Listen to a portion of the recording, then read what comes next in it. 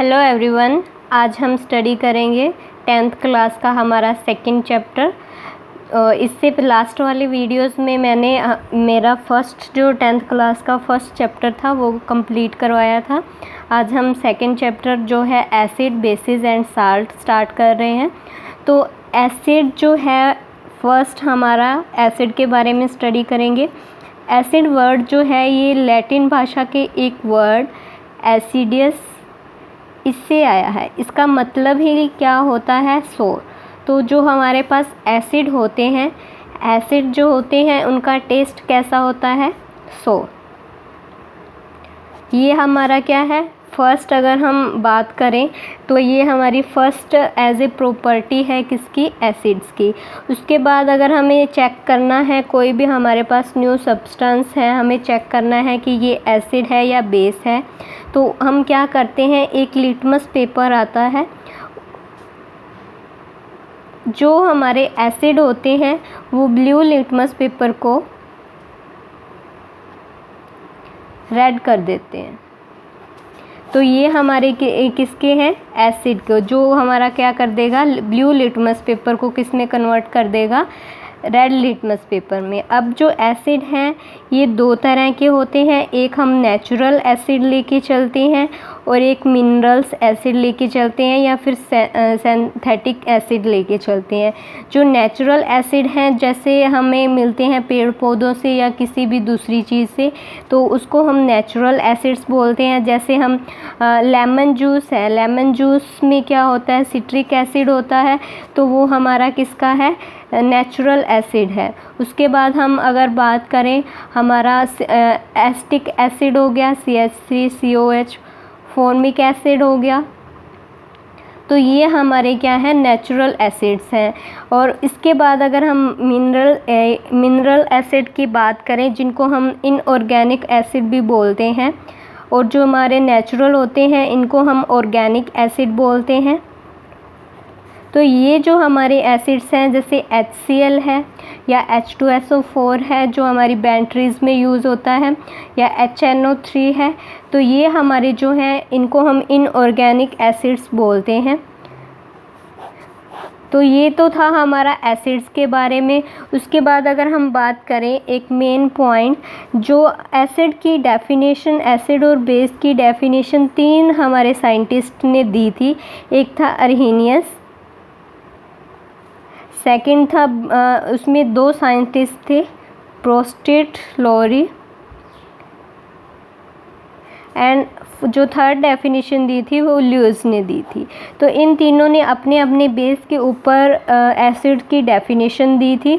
जो फर्स्ट था इसने बोला था कि ये किसी भी वाटर सॉल्यूशन के अंदर हमारे हाइड्रोनियम आयन या H+ आयन की अमाउंट को इंक्रीज़ करते हैं। जैसे हमारे पास कोई भी एसिड है, इसको अगर हम क्या करते हैं, वाटर के अंदर मिक्स करते हैं, तो ये हमारा प्रोटॉन डोनर होता है, प्रोटॉन डोनर, या फिर हम ऐसे बोलें कि H+ आयन को क्या कर देता है, वाटर के अंदर रिलीज़ कर देता है। लेकिन हम अगर H+ आयन की बात करें तो ये स्टेबल नहीं रह सकता, ये अनस्टेबल है। जैसे ये वाटर के अंदर जाता है तो ये वाटर के साथ रिएक्शन करके हाइड्रोनियम आयन बना देता है। ये वाटर के अंदर इस आयन के अकॉर्डिंग ही रहता है। वैसे H+ आयन हमारा, अगर हम सिंगल इसकी बात करें तो ये अनस्टेबल है। तो अगर हम बात करें एसिड की, तो एसिड हमारे क्या हैं? प्रोटॉन डोनर हैं, या ऐसे मॉलिक्यूल्स जो क्या करते हैं, वाटर के अंदर एक्वा सॉल्यूशन के अंदर H+ आयन देते हैं, उनको हम क्या बोलते हैं? एसिड बोलते हैं।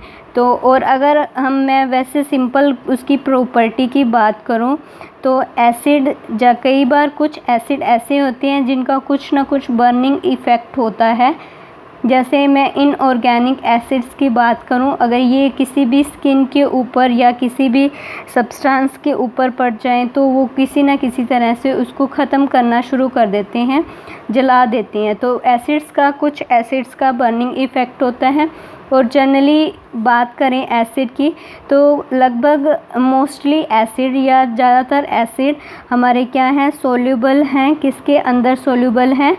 वाटर के अंदर। जैसे फॉर एग्ज़ाम्पल हमारा लेमन जूस है, लेमन है, लेमन का हम स्क्वीज़ करेंगे वाटर के अंदर तो ये इसके अंदर टोटली मिक्स आउट हो जाएगा। तो ये जो हमारे एसिड्स हैं ये क्या हैं, मोस्टली एसिड क्या हैं, सोल्यूबल हैं। किसके अंदर?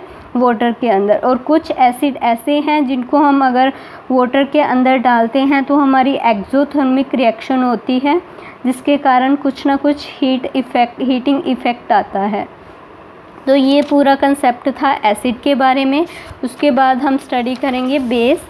तो बेसिस क्या होते हैं? ये बिल्कुल अपोजिट है। किसका अपोजिट है? हमारा एसिड का अपोजिट है। अब बेसिस जो हैं इनका टेस्ट क्या होता है? बिटर होता है।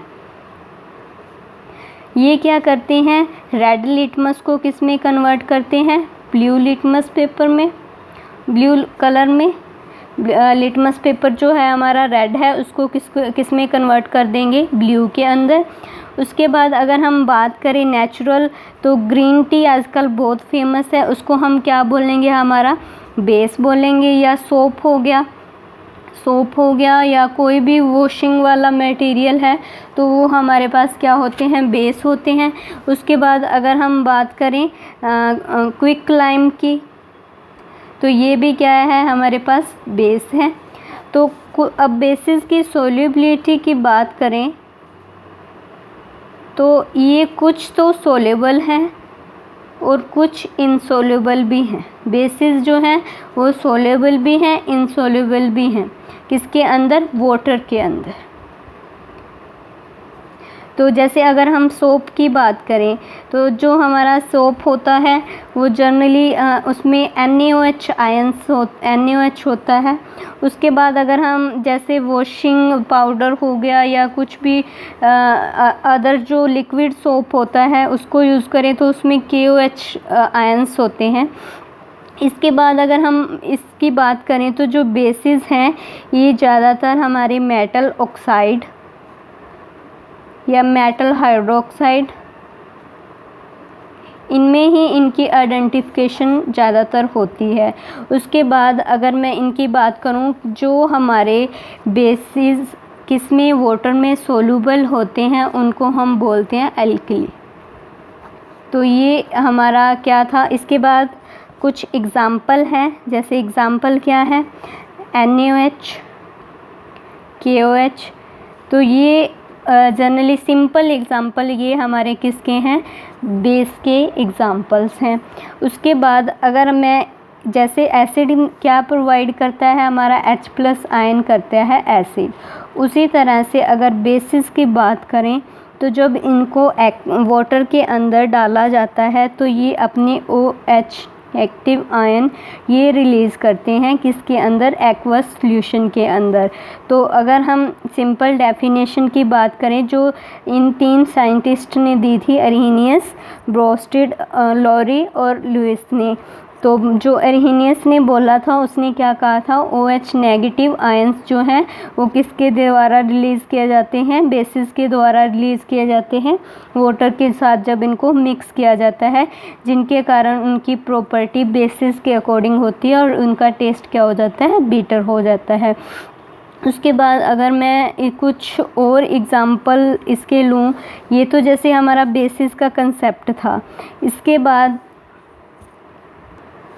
अनदर एग्ज़ाम्पल जो है Na2CO3 या फिर NH4OH। तो ये हमारे कुछ अनदर एग्ज़ाम्पल हैं किसके? बेस के। इसके बाद हम स्टडी करेंगे साल्ट के। साल्ट क्या होता है? टेस्ट तो क्या होगा इसका? साल्टी ही होगा। अब ये साल्ट फॉर्मेशन कैसे होती है? जैसे हमारा एसिड को न्यूट्रलाइज कौन करता है? बेस करता है। जनरली हम एग्ज़ाम्पल ले लें तो हमारे स्टमक में एक स्ट्रॉन्ग एसिड होता है HCl। जब ये ज़्यादा रिलीज़ होने लग जाता है तो उसके कारण क्या हो जाती है? एसिडिटी। अब इस एसिडिटी को रिमूव करने के लिए हम क्या लेते हैं? एंट एसिड, इनो हो गया। तो ये क्या होते हैं, एंटासिड जो होते हैं वो हमारे बेस होते हैं जो इसके साथ रिएक्शन करके इसको न्यूट्रलाइज करेंगे। तो ये हमारा क्या है, एसिड किसको न्यूट्रलाइज करते हैं, बेस को, और बेसिस किसको न्यूट्रलाइज करते हैं, एसिड को। तो मतलब बेसिस को न्यूट्रलाइज करना है तो एसिड डालेंगे, एसिड को न्यूट्रलाइज करना है तो बेस डालेंगे। तो अगर जब ये दोनों इकट्ठे होते हैं, एसिड प्लस में बेस, तो हमारी किसकी फॉर्मेशन होती है, साल्ट की फॉर्मेशन होती है, और साथ में वाटर। तो ये हमारी एक रिएक्शन होती है जो वेरी वेरी इंपॉर्टेंट रिएक्शन है, जिसको हम न्यूट्रलाइजेशन रिएक्शन भी कहते हैं। ये काफ़ी बार एग्ज़ाम्स में देखी गई है। तो एसिड प्लस बेस ये आपस में रिएक्ट करके क्या बनाते हैं, साल्ट। और जनरल से एक एग्ज़ाम्पल मैं लेके चलूँ, HCl और NaOH, इन दोनों को जब आपस में मिक्स करते हैं तो हमारा NaCl प्लस वाटर फॉर्मेशन, ये हमारा क्या है, एसिड है, ये क्या है, बेस है, और ये क्या है हमारा, साल्ट और वाटर। तो ये रिएक्शन जो है हमारी क्या है, न्यूट्रलाइजेशन रिएक्शन। उसके बाद अगर मैं बात करूँ तो जो साल्ट्स हैं ये जनरली सोल्यूबल भी होते हैं वाटर के अंदर और अनसोल्यूबल भी होते हैं। फॉर एग्ज़ाम्पल अगर हम NaCl की ही बात करें, जिसको हम कॉमन साल्ट बोलते हैं, तो ये कॉमन साल्ट क्या है, सोल्यूबल है। इसको अगर हम पानी के अंदर घोल दें तो ये बिल्कुल घुल जाएगा। लेकिन अगर हम चॉक पाउडर ले लें, तो अगर इसको वाटर के अंदर डालें तो ये क्या है, ये वाटर के अंदर अनसोल्यूबल है, ये ऐसे ही पड़ा रहेगा। तो ये तो थे हमारे कुछ एग्ज़ाम्पल जो किसके थे। और इसके बाद अगर हम कैल्शियम कार्बोनेट का पाउडर ले लें तो ये भी क्या है, वाटर के अंदर इनसोल्यूबल है। तो ये हमारे कुछ एग्ज़ाम्पल थे। उसके बाद अगर मैं इसकी बात करूँ साल्ट की, तो साल्ट जो है हमारा, जैसे यही ले लें NaCl, तो अगर मैं इसकी बात करूँ, अगर ये टूटेगा तो ये ऐसे टूटेगा, Na+Cl-, कैटायंस और एनायंस के अंदर टूटेगा। तो साल्ट में जनरली क्या होते हैं, कैटायंस और एनायंस होते हैं। तो आई होप आपको इसके बारे में एसिड, बेस एंड साल्ट्स के बारे में कुछ इंट्रोडक्शन जो आज मैंने दी है वो समझ आ गई होगी। नेक्स्ट वीडियो में हम इंडिकेटर्स के बारे में करेंगे। इंडिकेटर्स क्या होते हैं जिसके द्वारा हम पता लगा सकते हैं भी जो कोई भी सब्सटेंस हमारे पास है वो एसिड है, बेस है, या उसमें किस चीज़ की प्रॉपर्टीज़ हैं। तो नेक्स्ट वीडियो में हम इंडिकेटर्स के बारे में करेंगे। आज की वीडियो में इतना ही। Thank you.